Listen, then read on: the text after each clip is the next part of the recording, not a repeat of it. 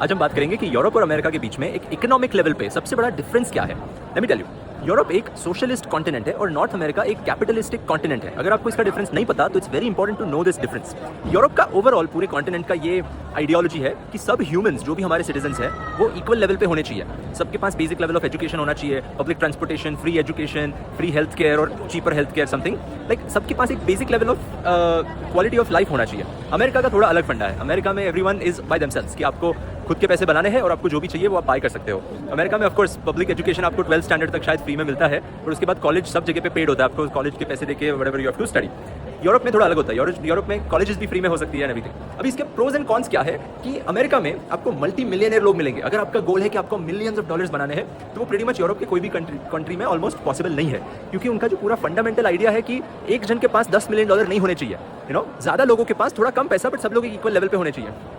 पर इसमें प्रॉब्लम ये होता है कि जब आपको फ्री एजुकेशन और ये सब मिलता है तो यूरोप में कभी कभी इसकी वैल्यू नहीं होती। एंड यूरोप की सब थोड़ी यूनिवर्सिटीज़ में लोग फ्री में यूनिवर्सिटी में एडमिशन ले लेते हैं, पर फिर सिर्फ 50 to 60% लोग वो यूनिवर्सिटी में से एक्चुअली ग्रेजुएट होते हैं, क्योंकि they don't I think at least कि उनको शायद इतना वैल्यू नहीं होता क्योंकि आप उसके लिए पैसा नहीं भर रहे हो।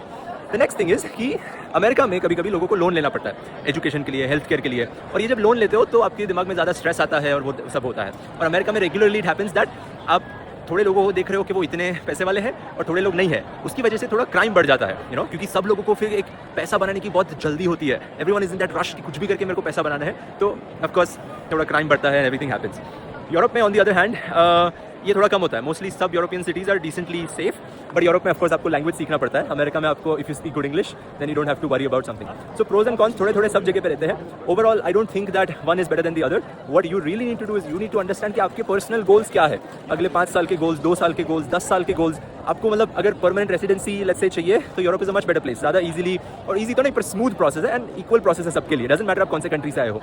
North America on the other hand is a little bit more difficult. So risk and reward type of situation है। यूरोप में शायद एडमिशन थोड़ा इजी होता है और वीज़ा भी थोड़ा इजी मिलता है, पर आपको जो रिवॉर्ड मिल रहा है वो pretty much you can never expect कि आपकी सैलरी $2-3 लाख तक जाएगी। Versus in America after a certain point 2-3-4 lakh $5 lakh तक की सैलरीज जाना is pretty common technically. Europe में ऑफकोर्स टैक्सेस भी बहुत ज़्यादा होते हैं। So one of the things is कि आप कितनी भी मेहनत कर लो और आप बिजनेस भी चलाओ पर उसमें टैक्स बहुत ज़्यादा लगता है, एंड जिसकी वजह से आपका पर्सनल नेट वर्थ थोड़ा कम रहता है बिकॉज देयर होल फंडा इज कि टैक्स आपको इतना पैसा नहीं बनाने देंगे, आपके पास से टैक्स ले लेंगे 40-50% और फिर उसको हम दूसरों में बांटेंगे एंड उनको भी अच्छा एजुकेशन और सब कुछ मिलेगा। That's a fundamental difference between a socialistic Europe and a capitalistic America.